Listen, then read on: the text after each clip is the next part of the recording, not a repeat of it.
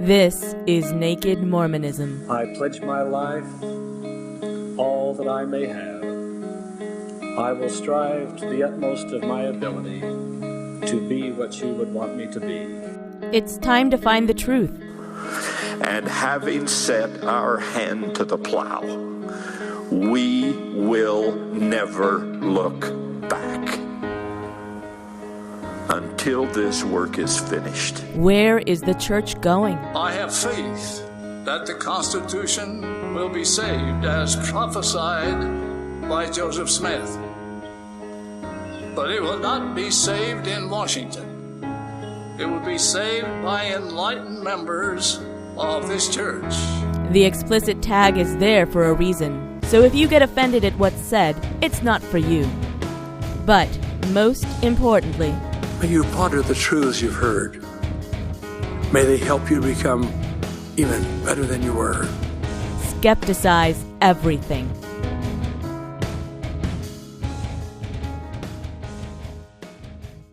Welcome to episode 77 of the Naked Mormonism Podcast, the Serial Mormon History Podcast. Today is Thursday, November 16th, 2017. My name is Bryce Blankenagel, and thank you for joining me. On this episode, we bring somebody into our timeline who will become an important dissenting voice against the Mormons throughout the rest of their years in Nauvoo, Thomas Coke Sharp. Raised by a Methodist preacher and learned in all things anti-Mormon, Thomas Sharp's paper will become an interesting source of Mormon history moving forward through our timeline.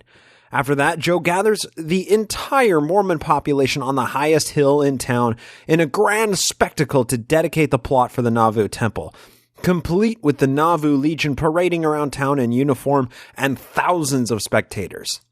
Newspaper outlets around the country pick up the story, and all eyes turn to the Mormons' new kingdom on the Mississippi.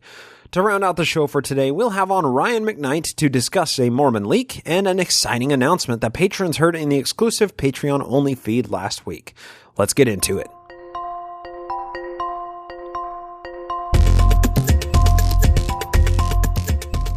Let's quickly review where we are in just the last couple of episodes to partake of milk for today. Lately, we've been discussing all of the business and government affairs in the early construction phases of Nauvoo. From the Nauvoo House Association to the Nauvoo Legion to the government itself and all the necessary organizations to keep it afloat, Joe and friends were attempting to build a sustainable system under which the Mormons could live in harmony with the non-Mormon population surrounding them. We'll see how this plays out, but most of these organizations and associations were created with one foundational flaw: speculation.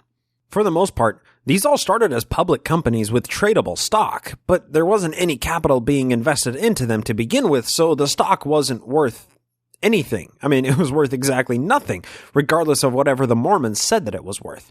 That whets our palate with some milk. Let's get into the meat and potatoes for today. As the scriptures say, they must have milk before meat. Methodism had started across the Atlantic in Europe. That was back in the early to mid 1700s, and it was born out of its own revival by the Wesley brothers. The Church of England wasn't too happy about the Wesley brothers because they encouraged the Reformation and they were champions of personal revelation through reading the Bible. Methodism finally started to crop up a little bit in early 1760 in America, and finally in 1769, John Wesley sent two lay preachers on a mission to America to set out some rules and guidelines to solidify the connection between the early American Methodism and the steadily growing European stronghold of Methodism. The Wesley brothers were vociferously opposed to the American Revolution. Of their many surviving writings, numerous passages present as calling American Methodists to be loyal to the Crown of England and to not take up arms to fight against the Redcoats. I'm going to quickly quote from the Book of Discipline of the United Methodist Church on the United Methodist Church website, which you're going to find in the show notes if you want to chase it. Quote, "The American Revolution profoundly impacted Methodism. John Wesley's loyalty to the king and his writings against the revolutionary cause did not enhance the image of Methodism among many who supported independence. Furthermore, a number of Methodist preachers refused to bear arms to aid the patriots. When independence from England was won, Wesley recognized that changes were necessary for American Methodism to thrive. He sent Thomas Coke to America to superintend the work with Asbury. Coke brought with him a prayer book entitled The Sunday Service of Methodists in North America, prepared by Wesley and incorporating his revision of the Church of England's 39 Articles of Religion. Richard Whatcoat and Thomas Vasey, whom Wesley had ordained, accompanied Coke. Wesley's ordinations set a precedent that ultimately permitted Methodists in America to become an independent church." End quote. Thomas Coke, to whom this article refers, was the primary authority sent to America to establish a systemic hierarchy and dictates of worship in line with the Methodist Church in England. The Wesleys sent Thomas Coke to America with this book that was titled The Sunday Services of Methodists in North America, and that was published right before Thomas Coke made the trip over in mid-1780. It was this preacher and the ministers he trained who instructed a man named Solomon Sharp in the ways of Methodism and ordained him an official lay minister of American Methodism. Thomas Coke was the main guy who instructed a number of ministers who instructed this guy, Solomon Sharp. So fast forward 35 years, and we get to September 25th, 1818. Solomon Sharp, this new Methodist minister, and his lovely wife Jemima were confined to their home due to the arrival of their young, healthy son, Thomas Coke Sharp, paying homage to the American Methodist forefather. Solomon, the Methodist minister, and his wife Jemima undoubtedly instructed their son Thomas Sharp in all the ways of Methodism as his namesake would have seen good and well in the world. Methodist ministers comprised the majority of early opposition to Joseph Smith and Mormonism. Joe had joined the local Methodist sect in Manchester, New York in 1826 for a very brief time, but he fell away when vice and temptation overtook his better judgment. Methodism was still new and exciting to those who gravitated to charisma and fads, which were the same people who were the perfect audience for conversion to the newer and more charismatic Mormonism once it started. Much of the Methodist opposition to early Mormonism can just be explained by how many people who converted to Mormonism did so by leaving Methodism. What likely started out as a few Methodist preachers seeing a decrease in tithing income evolved into legitimate religious persecution and shots being fired back and forth between the differing sects of Protestantism. When Mormonism came along, a Methodist minister couldn't really be part of the in-group of ministers without decrying the delusional fanaticism that was the Mormon religion. Solomon Sharp likely passed his vitriol for Mormonism onto his son Thomas Sharp.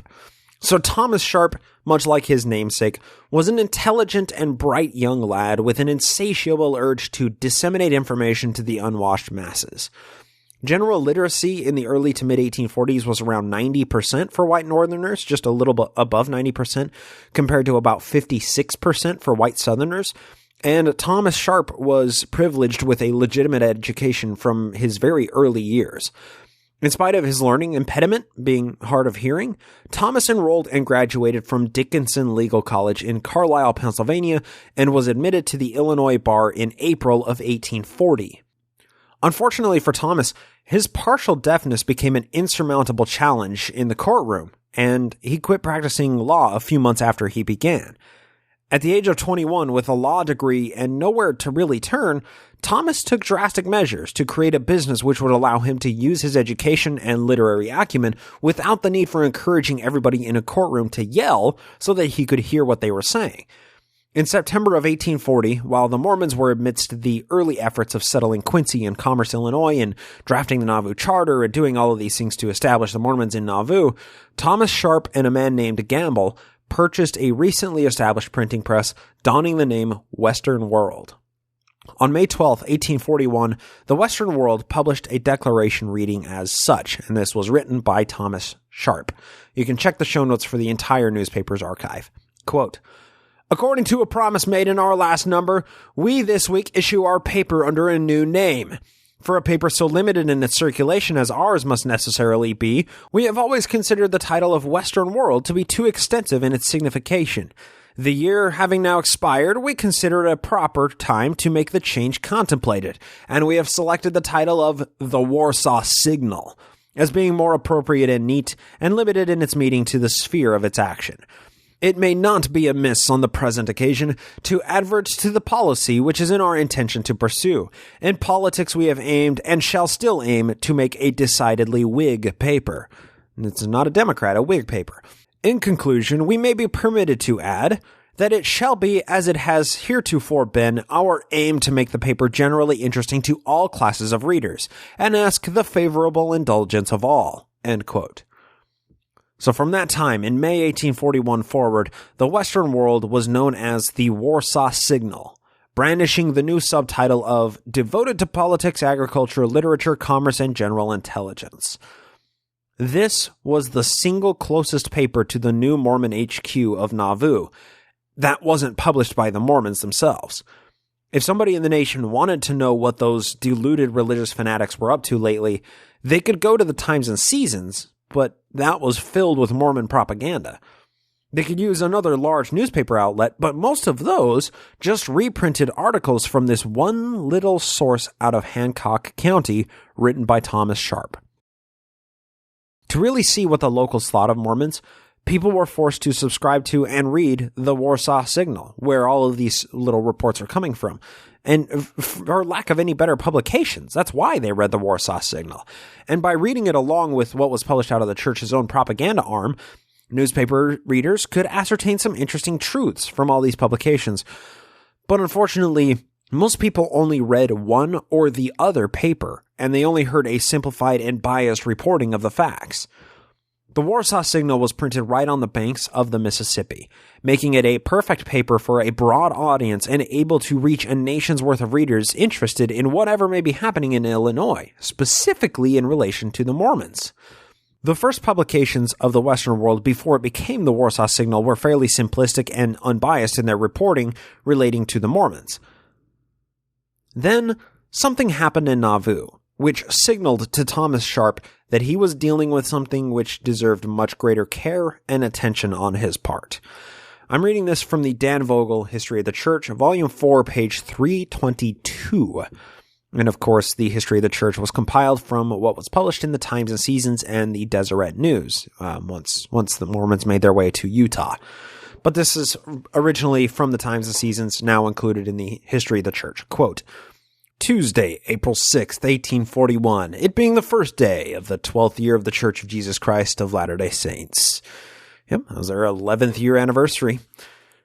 "At an early hour on the 6th instant, the several companies comprising the Nauvoo Legion, with 2 volunteer companies from Iowa Territory, making 16 companies in all, assembled at their several places of rendezvous, and were conducted into order to the ground assigned for general review. The appearance, order, and movements of the Legion were chaste, grand, and imposing. The chief officer of the day, Major General Bennett. We doubt whether the like can be presented in any city in the western country. At 7:30 a.m., the fire of artillery announced the arrival of Brigadier Generals Law and Don Carlos Smith. At the front of their respective cohorts, and at 8 o'clock, Major General Bennett was conducted to his post under the discharge of cannon and took command of the Legion. At 9:30 a.m., Lieutenant General Smith, with his guard, staff, and field officers, arrived at the ground and were presented with a beautiful silk national flag by the ladies of Nauvoo, which was respectfully received and hailed by the firing of cannon, and borne off by Colonel Robinson, the cornet, to the appropriate position in the line, after which the Lieutenant General with his suite passed the lines in review. At 12 meridian, the procession arrived upon the temple ground, and closing the same in a hollow square with Lieutenant General Smith, Major General Bennett, Brigadiers General Wilson Law and Don Carlos Smith, their respective staff, guard, field officers, distinguished visitors, choir, band, etc., in the center, and the ladies and gentlemen citizens surrounding in the interior. The superior officers, together with the banner, architects, principal speaker, etc., were duly conducted to the stand at the principal cornerstone, and the religious services were commenced by singing from page 65 of the new hymn book." End quote. Then, something remarkable happened. Hingepin Sidney Rigdon, who'd spent most of his time prior to this sealed up in his house, separated from the trials and tribulations of the saints, not sitting in on most of the meetings. He stood up in front of the crowd. He shook off the rust and delivered an incredibly moving speech. Quote, President Sidney Rigdon then addressed the assembly and remarked that the circumstances under which he had addressed the people were of no ordinary character, but of peculiar and indescribable interest. That it was the third occasion of a similar nature wherein he had been called upon to address the people, and to assist in laying the cornerstones of the houses to be erected in honor of the God of the saints. That the saints had assembled not to violate law and trample upon equity and good social order, not to devastate and destroy, but to lift up the standard of liberty and law, to stand in defense of civil and religious rights, to protect the innocent, to save mankind, and to obey the will and mandate of the Lord of glory. That not every people can build a house unto him, but this only whom he himself directs. That the present military display is not to usurp, but to command, as they are commanded and directed, to honor not the world, but him that is alive and reigns, that the saints boast of their king, that they honor a God of unbounded glory and power, that he cannot be conquered, that he is working in the world to guide, to conquer, and to subdue." End quote. The History of the Church had a passage taken out, which was only included in the Times and Seasons, but it was erased when it was compiled into the 7-volume History of the Church. Dan Vogel inserts this back into the Dan Vogel History of the Church, Volume 4, and it's just a paragraph about Rigdon. Quote, "When we consider the feeble health of the speaker, worn down as he has been by a long and arduous and ever hazardous service of the gospel truth, the unpropitious circumstances in which he was called to speak in the open air, and to almost an innumerable multitude, there being probably not less than 10,000 persons present, we are constrained to say he acquitted himself honorably, and in a manner which the almost breathless attention of the multitudes hanging upon the words that flowed from his lips, as he was borne on by the inspiration of his theme, fully manifested, was deeply interesting and satisfactory." End quote. Inchman Rigdon finally gave a speech after so long of being essentially absent from any of the church affairs. He gave a massive speech at this dedicatory ceremony. And what follows is about as close to a Masonic cornerstone laying ritual as can be, which really isn't surprising because a bunch of the Mormons and the Mormon elites were of varying degrees of Masonry at this time. Quote, "The architects then, by the direction of the First Presidency, lowered the first cornerstone to its place, and President Joseph Smith pronounced the benediction as follows. The principal cornerstone in representation of the First Presidency is now duly laid in honor of the great God, and may it there remain until the whole fabric is completed, and may the same be accomplished speedily, that the saints may have a place to worship God, and the Son of Man where to lay his head." President Sidney Rigdon then pronounced the following: "May the persons employed in the erection of this house be preserved from all harm while engaged in its construction, till the whole is completed, in the name of the Father, and of the Son, and of the Holy Ghost. Even so, amen." End quote. And then they go on to lay the other 3 cornerstones in this same ceremonious manner, surrounded by the Nauvoo Legion and nearly every inhabitant of the city of Nauvoo in the temple lot dedication ceremony. Quote, "In conclusion, we will say, we never witnessed a more imposing spectacle than was presented on this occasion and during the session of conference. Such an almost countless multitude of people moving in harmony and friendship, in dignity, told in a voice not easily misunderstood that they were a people of intelligence and virtue and order. In short, that they were saints, and that the God of love, purity, and light was their God, their exemplar and director, and that they were blessed and happy." End quote. The dedication of the temple plot for the Nauvoo Temple was an incredible spectacle for all in attendance. The Mormons, most of which still weren't living in full houses yet, just little temporary shacks, were somehow able to cobble together armed and uniformed soldiers numbering over 600 men and paraded them around town among the entirety of the citizens of town, numbering somewhere probably between 8,000 and 10,000 people. An event that lasted all day, showing just how organized and prepared the Mormons were in outward appearance, but at the same time ignoring the fact that thousands of them were still in substandard living conditions and taking on absurd levels of debt to just carry out their day-to-day lives. but it must have been a much-needed morale boost to keep these people going on into the rest of 1841. I mean, this was still on the crest of the era of good feeling in Nauvoo, before rumors of polygamy began to crop up once again and sow insurrection in the ranks. It was about time that something worked out positively for the Mormons. With thousands of people looking to him for guidance and an army of over 600 uniformed soldiers all calling him Lieutenant General Smith, and the foundation laying of the next temple on top of the largest hill in Nauvoo overlooking the Mississippi, really, at this point, Joe's ego-fueled erection must have had its own gravitational field. I mean, he could have unlocked all of the loot boxes and fueled the Death Star with the dark matter emitted from the sheer density of his rock-hard excitement, right? It's really a wonder he didn't pass out on the stand for lack of blood in the rest of his body. People ask if Joe's original intention was to, put out a book and then start a small religion, and then things just, sort of got out of his hands and things got crazy. No, I think Joe was in his own self-aggrandized euphoria. He'd been working for this moment for 11 years now, and it had finally come to fruition. This was when Joe was at his best and most winningest moment above every other ecstatic moment he lived prior to this time. This April 6th parade and ceremony was the craziest thing any of the local non-Mormon population had ever seen. This came at a time when most of the newspapers nationwide were publishing about this recent report from the state of Missouri claiming the entire Missouri Mormon War of 1838 had cost the state of Missouri over $150,000. And suddenly a report was published on April 7th from Thomas Sharp in his Western World paper, soon to be the Warsaw Signal, which showed that the Mormons weren't much worse for the wear after their scrape in Missouri, that they'd built a new town and they were laying the foundation cornerstones for another temple, just like they had done in Missouri and Kirtland.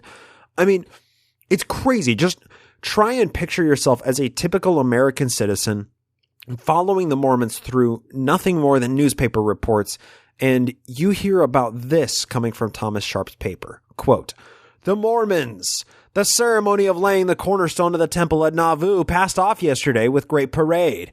The number assembled is variously estimated. We should think, however, about 7,000 or 8,000. Some say as high as 12,000. The Nauvoo Legion, consisting of 650 men, was in attendance, and considering the short time they've had to prepare, made a very respectable appearance. Mr. Rigdon officiated at the laying of the chief cornerstone and addressed the assembly in a very energetic manner, in a speech of about an hour's length.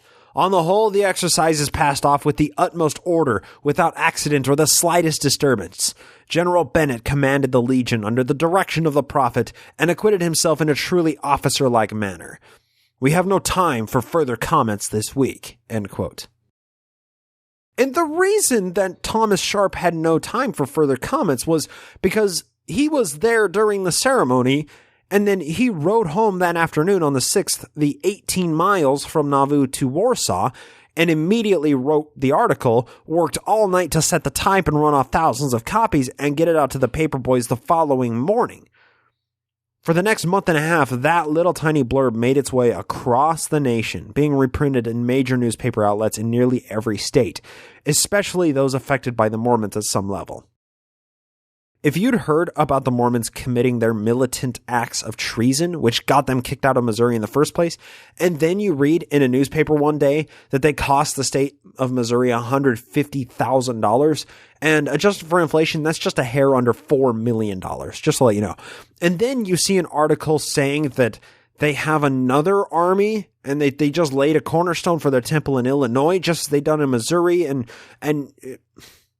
what goes through your mind?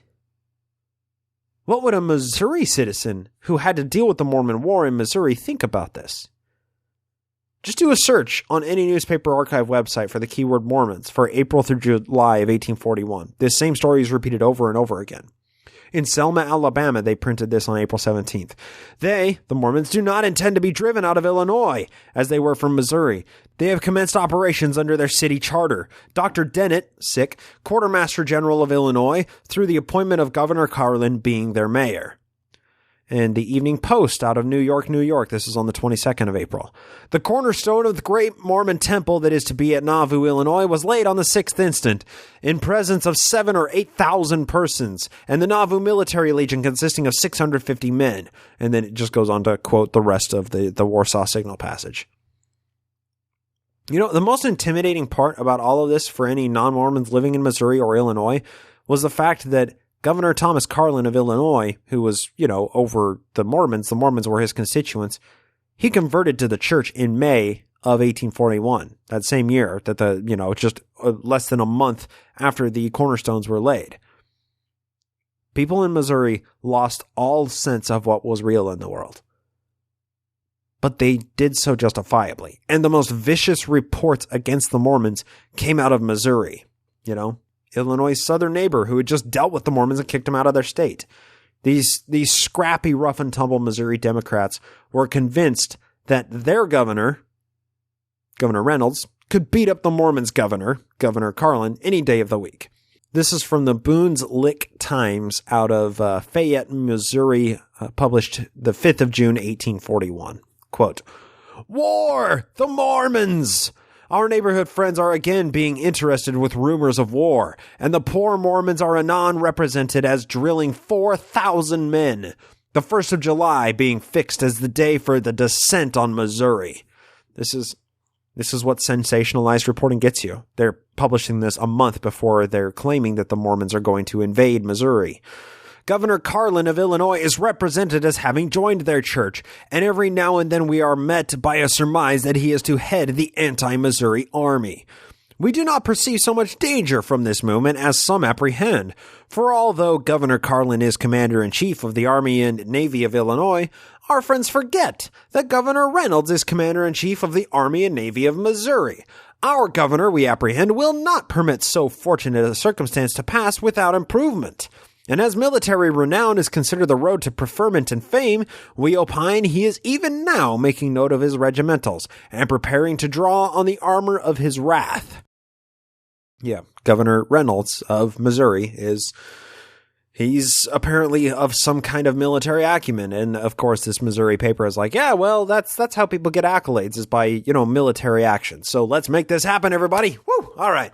We therefore caution Governor Carlin and his Mormon brethren to beware of Governor Reynolds. He is a remarkably athletic man, of middle age, sound health, determined spirit, frequently smokes at the nostrils when angry, and has been seen to sparkle as if charged with electric fluid.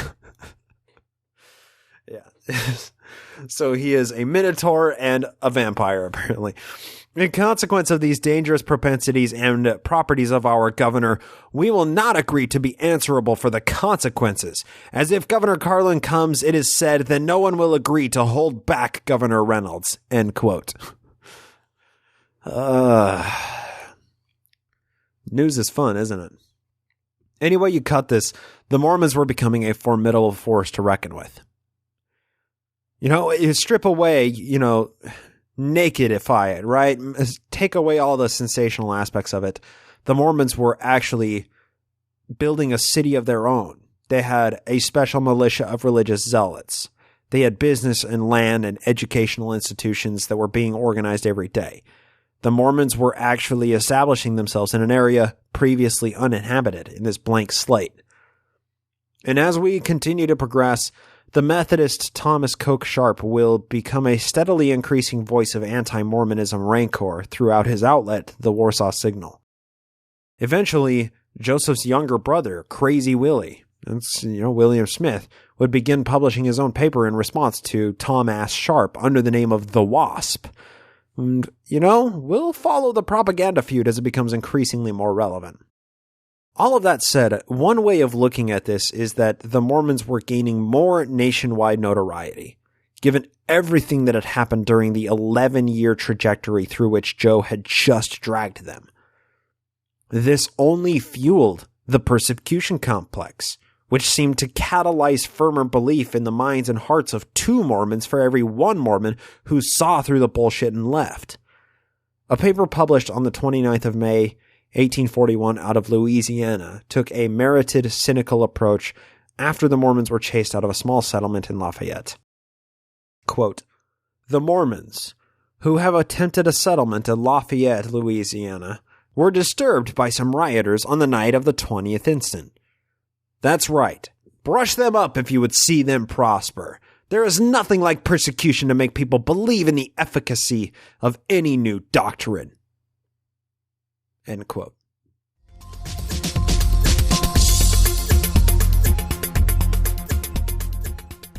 I'm Ryan McKnight, and welcome to the Mormon Leaks Minute. So many answers and assurances can come through daily searching and studying the scriptures, and with sincere and pleading prayer. But there are no such promises on the internet. All right, everybody, you heard the intro. We are doing another Mormon Leaks Minute. We have Ryan McKnight. Ryan, welcome to the show again. Hey, Bryce. Thanks for having me. Likewise, thanks for coming on, man. It's always a pleasure to talk to you. So I wanted to invite you on because we recorded a segment a while ago that unfortunately got cut off. There was a little bit of technical difficulty. So I wanted to ask you a little bit about a leak that at the time we're recording this is a few months old, but I think is still quite interesting and relevant. For a small handful of reasons. So the leak we're talking about today is going to be the September 5th, 2017 leak. And the title is the Instructions from General Authorities Concerning Local Disciplinary Action. And the reason why I wanted to revisit this after, re-record this is because there are some very interesting details included in these three leaks that talk about the procedures for disciplinary councils, which are, of course, if you're unaware, or never those are just for when the church is wanting to discipline somebody and disfellowship them or excommunicate them or whatever the case may be. So are you good to talk about this for a few minutes here, Ryan? Yeah, sure. Go ahead. Awesome. So I'm pulling up the first file that we have here, and this is just the first email thread between this guy Von Keach and Elder Redaction. Right. And I'm interested to see kind of what your take is on this, and if anybody's even been paying attention to this. Well, yeah. I mean, I do know that this series of documents did get some decent attention at the time. Although I don't really know how long lasting they were. I think overall, the fact that they show that, disciplinary action is not always at the local level, I think was what the biggest takeaway from the three documents were. Mm-hmm. But so, in that sense, it was most of the attention probably occurred within the ex-Mormon community. And I don't recall any, media interest in these. Although I felt like they were newsworthy because, I mean, in my mind, they do seem to contradict the newsroom's official line that they always give, which is that, they don't know anything about the discipline because it's a local issue. That seems to always be what they say, and whether it be, Kate Kelly or John Dehlin or any one of these high profile excommunications. And I think these three documents kind of paint a different picture. So this is a leak that, in my opinion, should be controversial just because the church claims that the contrary is true. In having these excommunications and these disciplinary councils, it's worth noting that the church claims that these are held on just a local level. However, what you're saying, Ryan, is that the leaks that are presented here kind of paint a different picture, that they do occasionally have, particularly when they seem to be higher profile cases, involvement from people that are members of the Quorum of the 70, which is the next level of management above stake presidents, where disciplinary councils are typically understood to be conducted from. Right. One person I did want to highlight that keeps coming up here is Elder Von Keach. What do you know about this Elder Von Keach? Well, I believe he is currently a General Authority 70, which is equivalent to what used to be the first Quorum of the 70.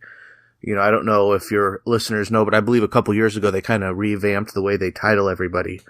So now they have General Authority 70 and Area Authority 70. And the easiest way to think about it is General Authority 70 are the ones that get paid.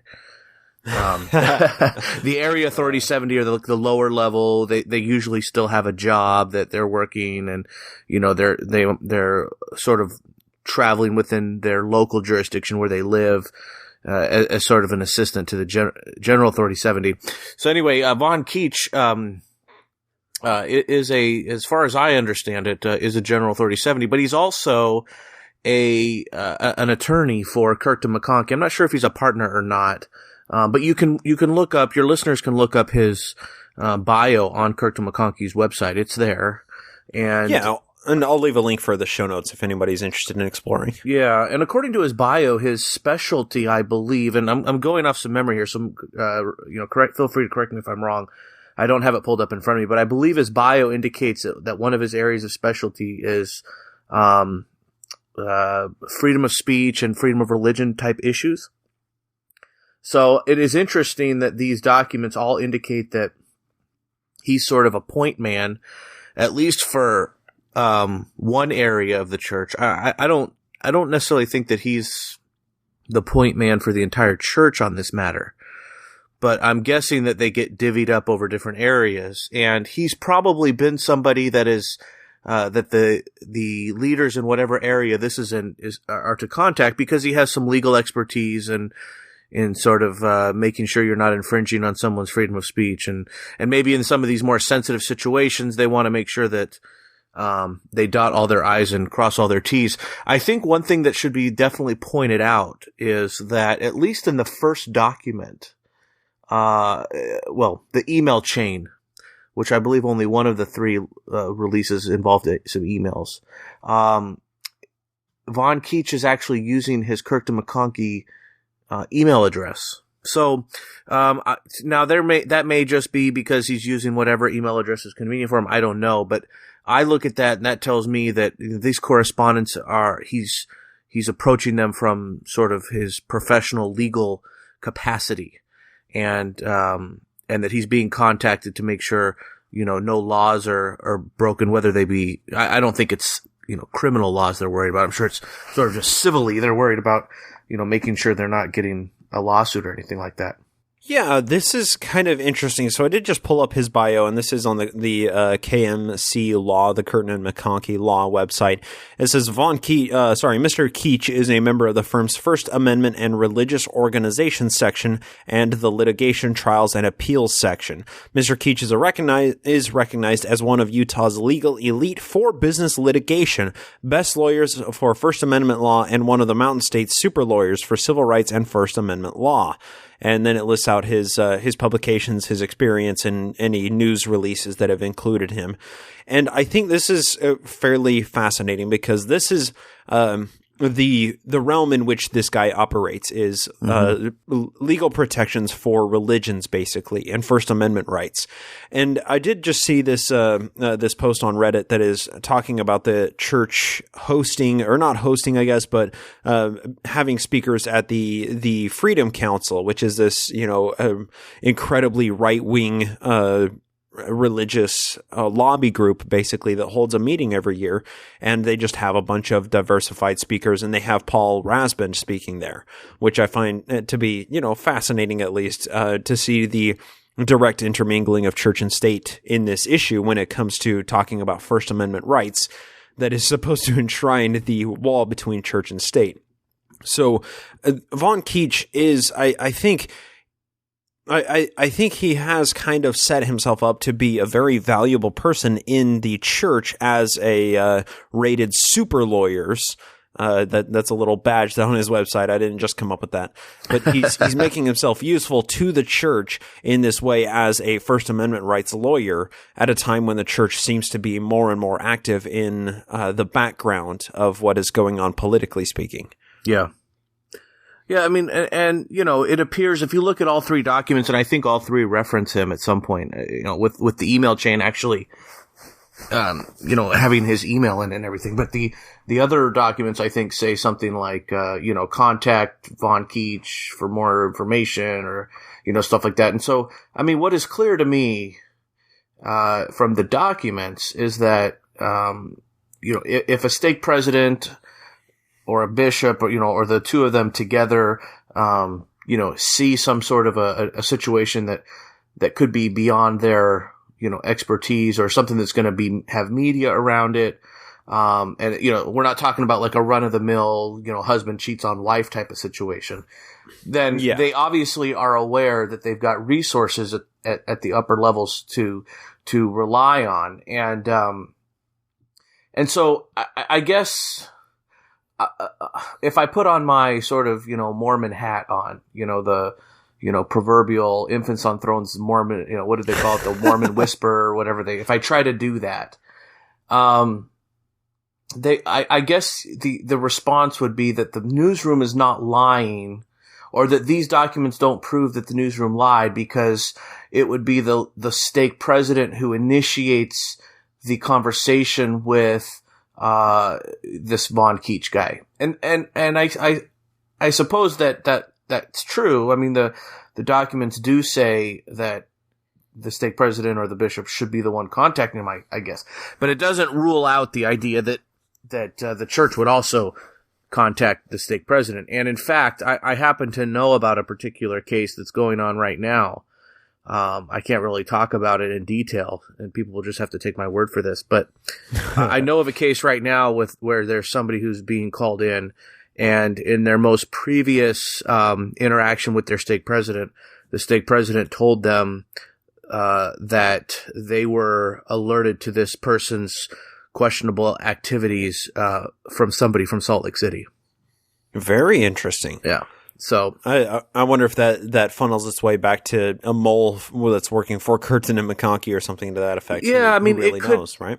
Yeah, I mean, I don't really know on that front. I could only speculate. I think that it could be a couple different things. I mean, we know that the church monitors the internet closely. I mean, oh yeah, that there's really not been a secret about that. And actually, it was just confirmed recently. I don't know if you saw the little mini drama episode on Facebook with Jesse Stay and his alter ego Mary Snap. I don't know if you're familiar with that whole saga. I'm not. Oh, Can you really? educate me a little bit? Okay, well, it's all about this. I mean, okay, so do you know who Jesse Stay is? Some of your listeners probably know who he is. Is that the guy that was working for the church? Yeah, he used to work for the church in a real high level sort of social media capacity, and he's with the Facebook accounts, the fake Facebook accounts, right? And he's sort of alluded to it, I think, in the past. I mean, that wasn't necessarily his primary responsibility. I mean, I think he did a lot of things with the church in terms of social media campaigns and whatnot. And you can watch, if your listeners go and watch his Mormon Stories podcast episode, he does talk about all the different things he did in the church. But just this past, recently, he came out and revealed, that he had been assigned with, tracking Mike Norton, new name Noah. And he actually revealed the fake Facebook account that he used. And it was a female named Mary Snap. There's a fake Facebook account. Okay. So anyway, I don't really want to get into all the drama around it, but the point is, I wasn't aware of the details of the story. I just seen it break on. I don't know if it was on Deseret News or where it was, but I guess I didn't investigate the details of the story well enough. I don't think this story made the news that I know of. Interesting. I did see a post somewhere on Reddit, and I believe it was talking about this same person, right. Although I could be wrong.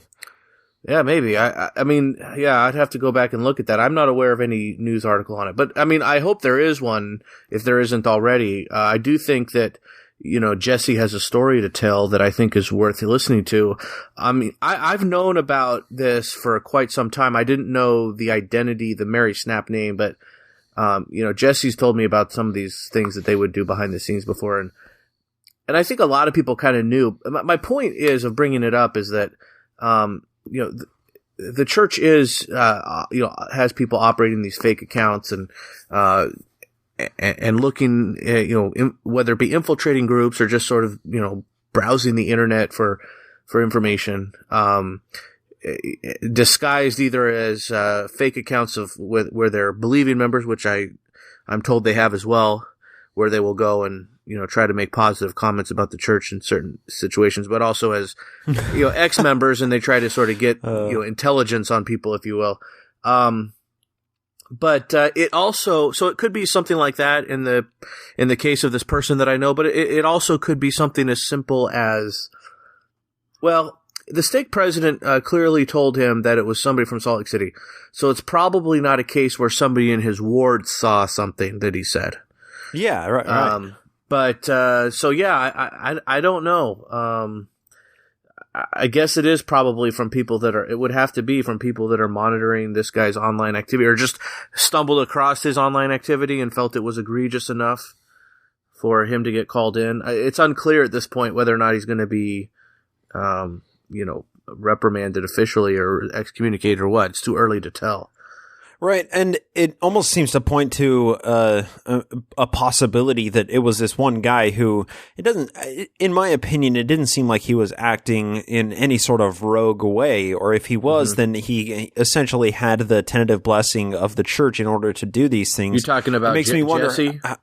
Yeah. And it makes me wonder if his actions are indicative of what the church is doing on a much broader scale. This is the one guy that, reached the headlines, but I wonder how many records or how many accounts are being run by the church in order just to see what the opposition is out there, good old opposition research, which in my opinion, I think is on the spectrum of good and bad. I think it is closer to good things because maybe they're actually seeing what people are saying about the church and they can adapt and make changes so that that people who have grievances with the church no longer have a reason to have said grievances. So maybe this is a good thing if we look at it on balance, but still, it does seem a little bit less than honest to be running these accounts and not be disclosing it. Well, let me say two things about that. First of all, I'll say that it is unclear to me that whether or not the church is formally telling them, okay, I want you to create these accounts, see what you can get on this person, whatever. What appears to me to be happening is that these people are assigned with monitoring either a particular person or a particular forum, and they're supposed to report back with information.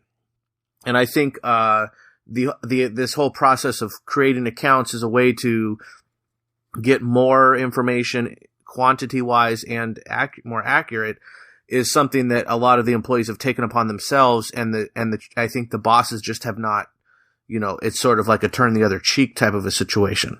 Oh yeah, that's possible, definitely. That's my kind of understanding. But I would just say, to your point about it possibly being a positive thing, I won't say whether it's positive or negative. I think it can go either way. But I will say that people should not be shocked by this. And if you look at the church as a corporation, okay, as opposed to a religion, then there's really nothing shocking here, because large corporations do this all the time. I mean, again, I'm not going to comment on the right or the wrong, but intelligence gathering so that you can more effectively operate your corporation is something that is just part of the corporate world. And I'm not saying that corporations out there are breaking the law and doing this type of stuff, and I'm not even sure that, I don't think really creating a fake account and tracking somebody on, their public, activities online is against the law. I mean, definitely it leaves a foul taste in your mouth, and there may be some ethical questions. Yeah. But, I just think people who are, shocked and appalled that the church is doing this, I think need to take a step back and say, wait a second, this is a corporation that's operating multi-billions of dollars in revenue. Why wouldn't they be doing this? And in fact, they would be foolish not to do this. Absolutely. Yeah, I totally agree with you. To kind of bring this conversation back around to the original point, one thing that I do find interesting is, and let me qualify what I'm about to say. So in one of the leaks, they have the 4 steps to consider in dealing with apostates. It says, have a brother or sister formally meet with a bishop to receive a call to repentance. Then step 2 is give them some time on working with number 1. Then go to informal probation, which means they can't have sacrament or can't go to sacrament meetings, no temple, no prayers, no participation in church meetings. And then number 3 is, like offer to remove their records.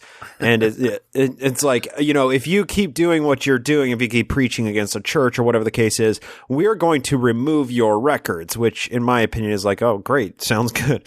And then number 4 is like the next level in escalations when it sounds like they're sending you to the church's escalation department. And that says where number 4, church court, call Elder Von Keach before this step so he can walk us through the circus atmosphere that may be developing, i.e. supporters on church grounds during court, or requests for several days to present their side and calling witnesses and etc. And it says the process above may take 6 months before arriving at step number 4. That's the one that includes Von Keach. Let your heart and the spirit direct individual application. If you see progress towards repentance, then obviously further steps not necessary or can be put on hold to see how they do. Hopefully back to more participation. And then that's when it lists out Von Keach's contact information.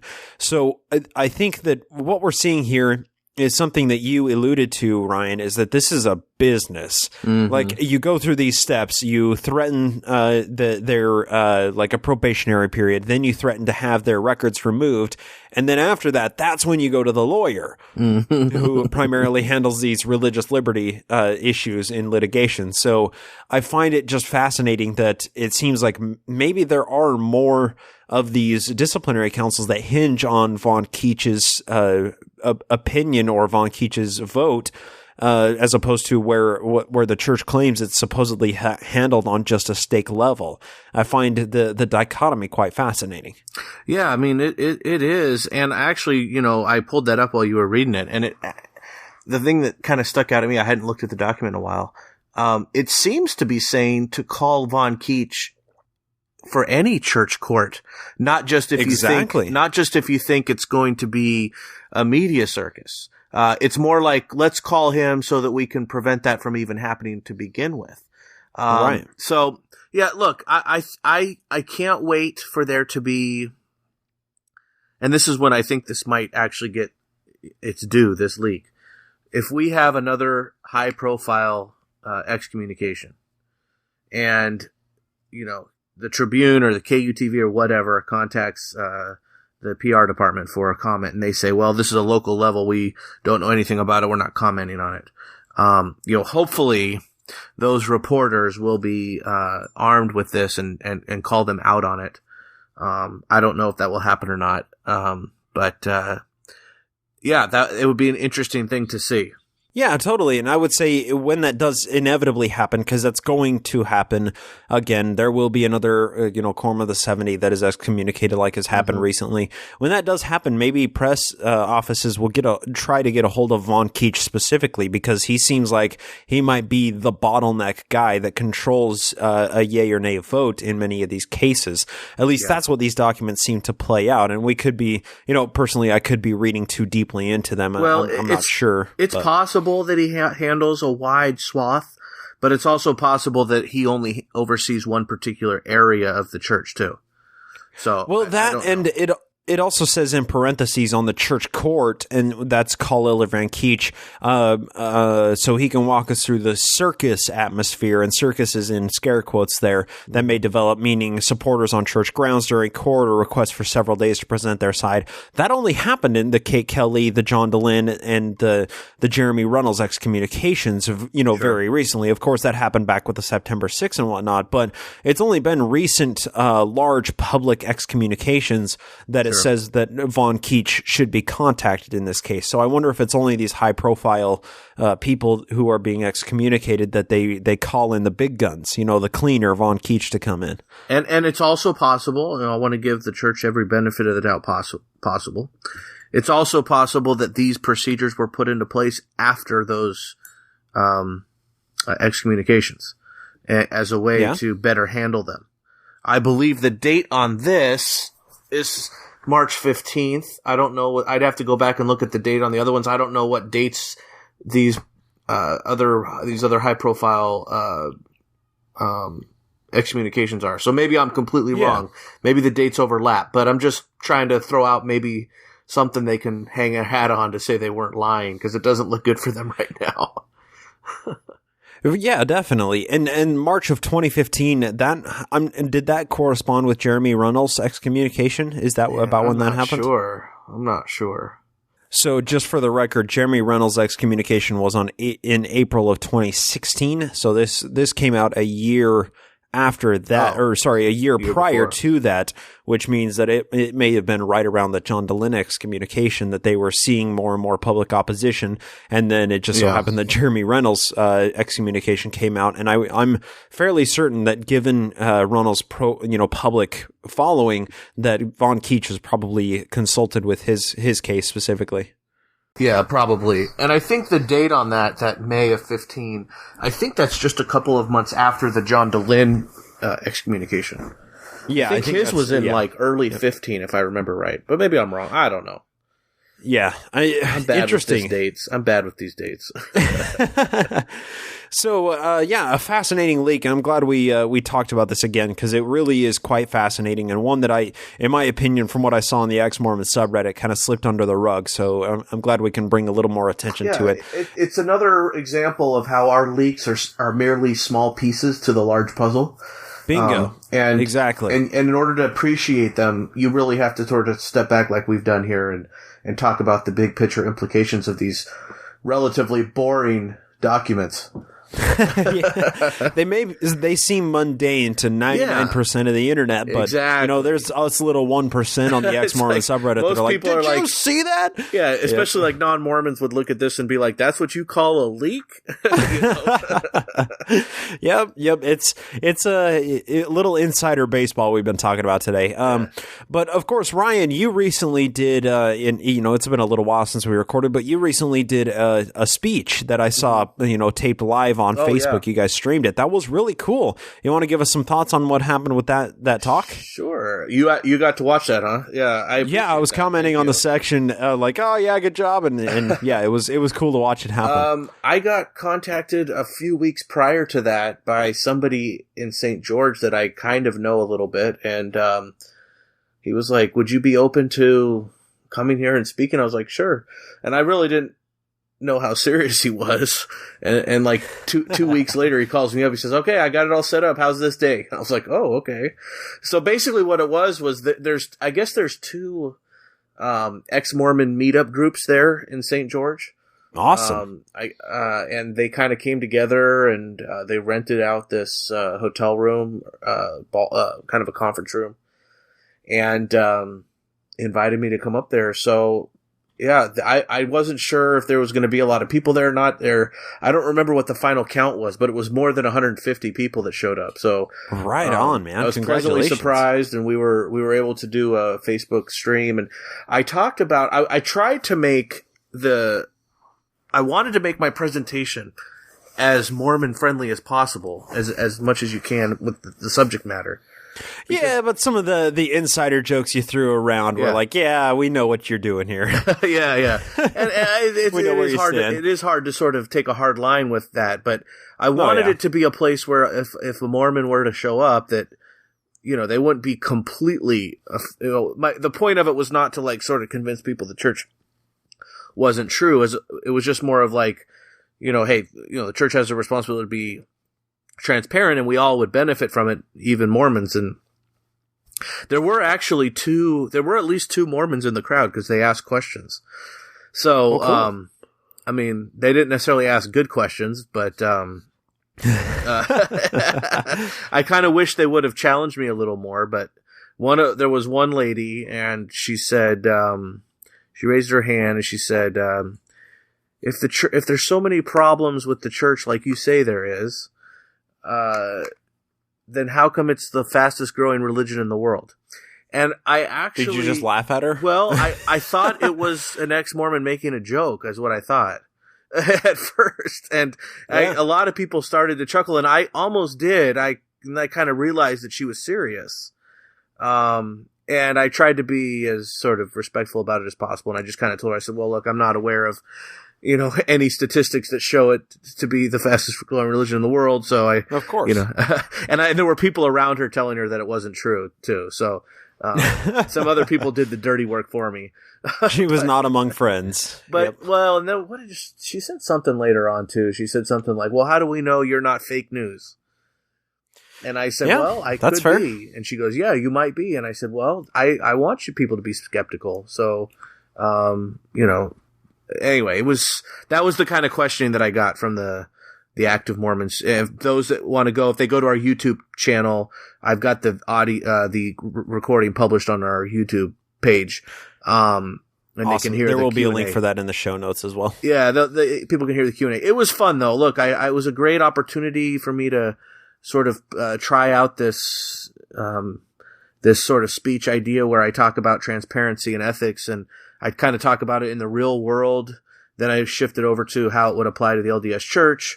And, I actually now kind of look forward to maybe opportunities to do that again somewhere else and sort of build on that, presentation and improve it. But it was a great experience, and I appreciate everybody down there up there in St. George, that they were all very nice and tons of great questions from everybody. Yeah, that was it. I don't know if you had any other specific questions from what you saw. No, I think it was good. I thoroughly enjoyed watching it as it was unfolding. And, like I said, there will be a link in the show notes. So if people want to watch it, it's just over an hour long. It was a really good presentation. It was, I think, worth it because the subject is very relevant, transparency and ethics, because with a certain level of business ethics, when you lose transparency, ethics don't seem to matter quite as much. So right. I think it's a relevant subject to discuss and bring into the public discourse. So another reason that we recorded this Mormon Leaks Minute talking about a leak that happened a couple of months ago was because you guys haven't recently released any leaks, but that's been for good reason. You've been a little preoccupied. You want to let us into what's been going on in Ryan's world here? Well, we had our conference run, which we recorded an episode right there at the tail end of that. So people probably heard that. What was that, Family Home Evening? Yeah, the Name Home Evening. Right. And that got released as an episode too, right? That was actually just on the Patreon feed. So subscribers go to patreon.com/nakedmormonism. That's where you can listen to it with you as well as Ethan. It was fun. There you go. Yeah. So that was sort of at the tail end of our conference run where we leaked something every day and had, I felt was quite successful. And we had planned, and we had kind of said this, we had planned to do kind of a hiatus. We did the same thing last conference. We took a month off last conference. And so we did that again this conference. However, it hasn't really been to just sort of take time off. We've actually been working really hard on a project that we've been working on for a while now, but we wanted to take some time off from Mormon Leaks and dedicate it to getting this project launched. And so we just have launched this project. Maybe people have heard about it already or not. I'm not sure. But the main thing is that we launched a website called faithleaks.com. And faithleaks.com is essentially Mormon leaks for every religion. So we've been contacted over the last year through Mormon leaks from people from various different religions. Jehovah's Witness, Seventh-day Adventists, Baptists. I believe even a Scientologist contacted Ethan.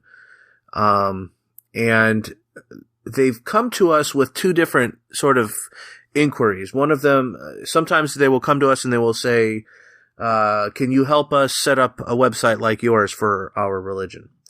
And then another line of inquiry would just simply be, can you guys start a website for our religion? So we've been contacted by people from, all these different religions, and we thought to ourselves, maybe there's a need out there for this. Maybe there's just like there was a need for Mormon leaks. We weren't sure how big the need was. I think it proved to be quite big.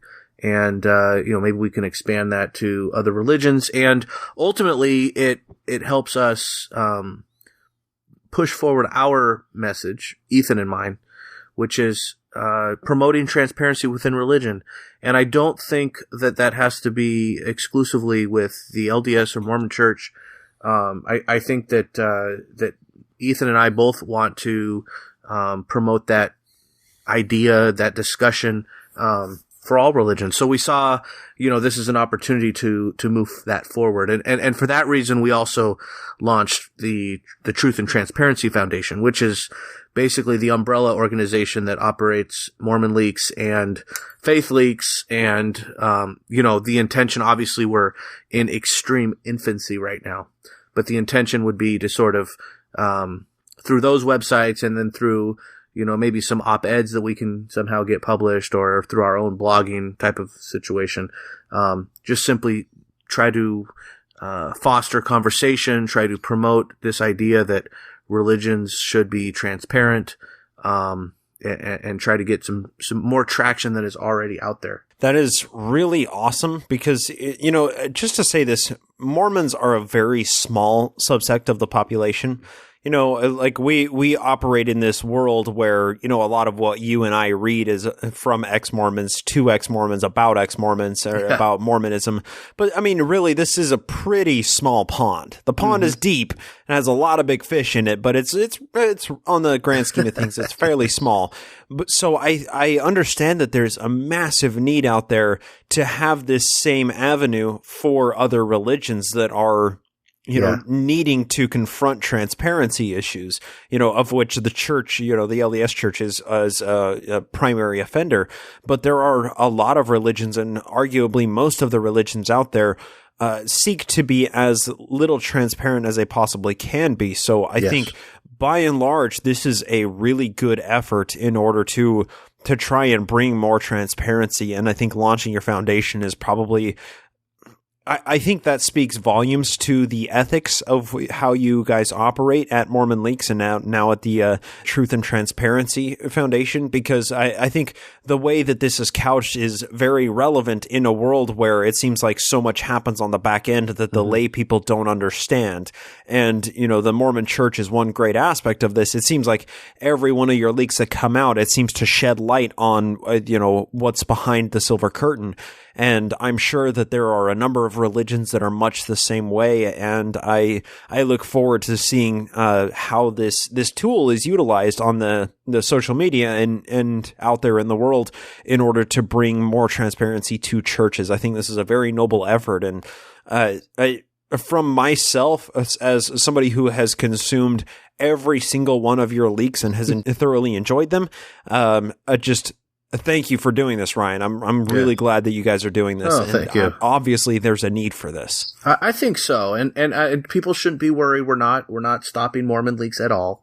That's continuing full steam ahead, and we don't know if we're going to actually get things from these other religions, but we didn't know if we were going to get anything Mormon related either.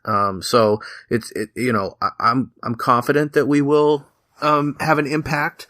And I think that, kind of like what you were alluding to, I think there's potential to have an even bigger impact on the conversation by opening the doors to other religions. Because, just like Mormons can tend to live in a bubble, so can ex-Mormons. You said that. True. True. And,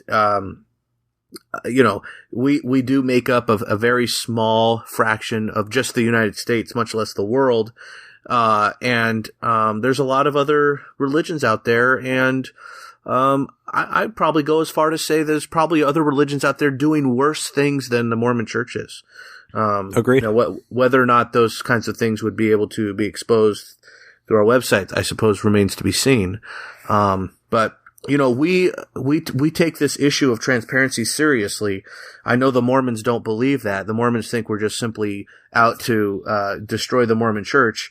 And the reality is, I know no matter how many times I say it, nobody, there's always going to be the detractors, but this is not about shutting down a church, Mormon church or otherwise, or putting them out of business. This is actually about just, looking out for the consumer, looking out for what I refer to as the stakeholders, the tithe payers. Yeah. And I think ultimately it creates a better product for everybody, and everybody, including the corporate entity, benefits from transparency. So yeah, promoting truth and transparency, because when you have things you're hiding or squirreling away in the back of the closet, it's really hard to trust the public face of an organization that constantly has these skeletons they're trying to hide. So yeah, I think this is really awesome. I'm still waiting. I'm still waiting for a believer, whether it be a Mormon or otherwise, who thinks that churches should not have to be transparent.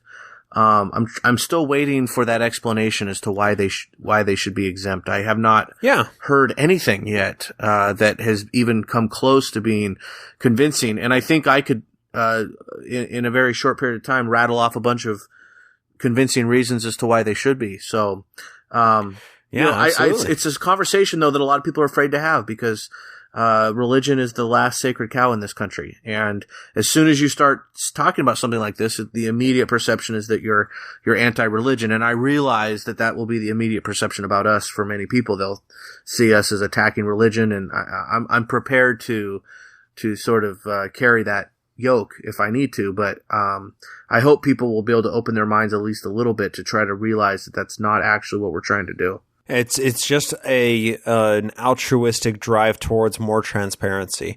Now, you and Ethan may have your own opinions about the church or about religion in general, especially with starting the organization to, broaden your horizons to more religions. But that doesn't necessarily reflect the mission statement of Mormon Leaks and of, Faith Leaks in trying to expose religions in an effort to have them confront transparency or lack thereof. And I think all in all, it's a very noble effort, and I thank you for it. And of course, there will be a link in the show notes for Faith Leaks. Then that's really good of you. Thanks, Ryan. Cool. Thank you. Thanks for coming on as well. And we'll talk at you next time when we do have a couple of new Mormon Leaks to talk about. Sound good? Absolutely. I look forward to it.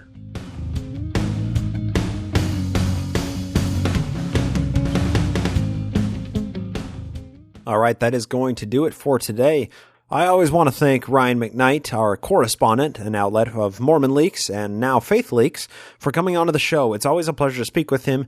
And, as you heard, we covered a bit of an old leak, but it was one that the initial recording got cut off. So it was good and timely to cover it again. So, and of course, there are links to everything in the show notes if you're wanting to chase down his new Faith Leaks outlet. And I think this is, like I said in the interview, it is something that is very needed. And I'm hoping that it will become a new thing that a new service that is out there and available for people to use. And all of that said, there are actually a lot of links in today's show notes. So, if you regularly don't check out the show notes, there are a ton up there from this week. Many of them are to newspaper articles that I pulled from in order to compile the notes for today's episode. So if you are interested at all in, looking further into any of these things, feel free to check out the show notes and you can find all of the information there. Of course, I do want to also mention that I was recently on the From Priesthood to Pretty podcast with Molly Piper. This was actually a really interesting interview. Normally, I don't have interviews like this, but what happened, basically, Molly got in touch with me and said that she is an avid reader of books, particularly Mormon books, and she had read through the Work in the Glory series, many years ago, and she wanted to ask about it. She wanted to prepare some questions related to the first volume of the Work in the Glory, and then we can talk about it. I myself have never read the books. I don't think I ever intend on doing so. Maybe in some blue moon I will. I don't know. But needless to say, Molly prepared a list of questions that I had to dive into some deep sources that I've never looked into before in order to find the right answers to these questions. So that interview was really fun. It was really solid. It took us a long time to kind of go through these, but Molly did an amazing job hosting me, and I want to thank her so much for inviting me and having me on. And you can search for From Priesthood to Pretty online, Google search or in your podcasting app of choice, or you can also look in the show notes and you'll find a link directly to the episode 26 with Bryce Blankenagel on it. Once again, thank you so much, Molly. All right, we do have one new patron, Ashley. Ashley pledged to be a NAMO juvenile delinquent. Thank you so much, Ashley. That is very kind of you. And also, thank you to all of the patrons who pledged to support at patreon.com/nakedmormonism and gain access to all of the special exclusive bonus content. There's really a ton of it up there.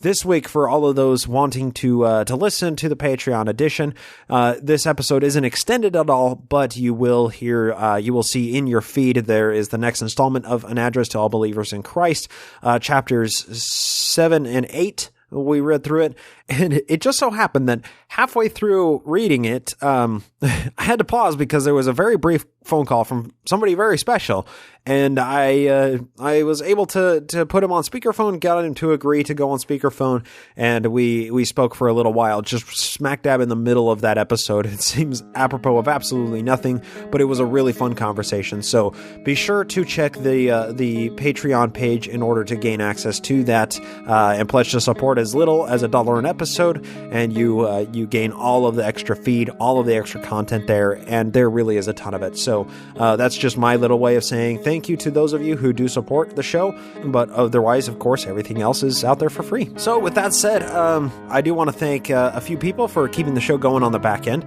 I want to thank Julie for running the Facebook and Twitter pages. Thank you so much for doing that, Julie. Recently, she posted up this parody guy who's done Weird Alma. It's a really awesome website. I recommend checking out Weird Alma. Beautiful parodies of Mormon stuff. Also, I want to thank Andrew Torres of the Law Offices of P. Andrew Torres. He provides the legal counsel in this show for Ground Gnome Studios. It keeps us out of hot water. Thank you, Andrew. Also, I want to thank Jason Camo. He provides the music that's going into your ears right now. Go to aloststateofmind.com to listen to more of his music there.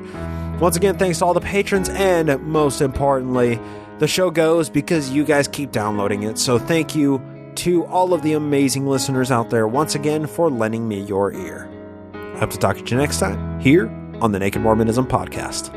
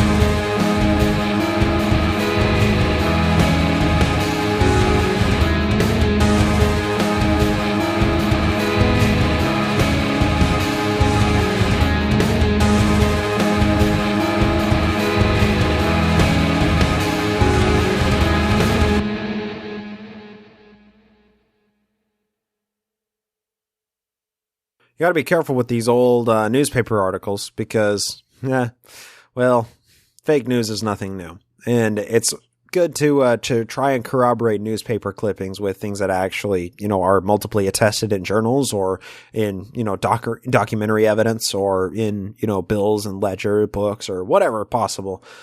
Because you find little gems like this, quote, Joe Smith was yesterday arrested between Nauvoo and Quincy by the authorities of Illinois on a requisition from the governor of Missouri. That happened. May justice be meted out on him for his villainies. Martin Harris, who was one of the witnesses of the Book of Mormon and who has been for some time lecturing in Illinois against the Mormons, was found dead last week, having been shot through the head. He was no doubt murdered, end quote. Yeah, that's from the Evening Post, published in New York, 19th June, 1841. Here's something out of the Mecklenburg Jeffersonian out of Charlotte, North Carolina, 18th May, 1841. Quote, a Western paper says a rumor is afloat that Joe Smith, the Mormon prophet and high priest, lately took a ride with Rigdon, his second in command, and having returned without his lieutenant, the citizens of Nauvoo inquired what had become of him, and Joe replied that Rigdon had been translated to heaven. End quote. Yeah.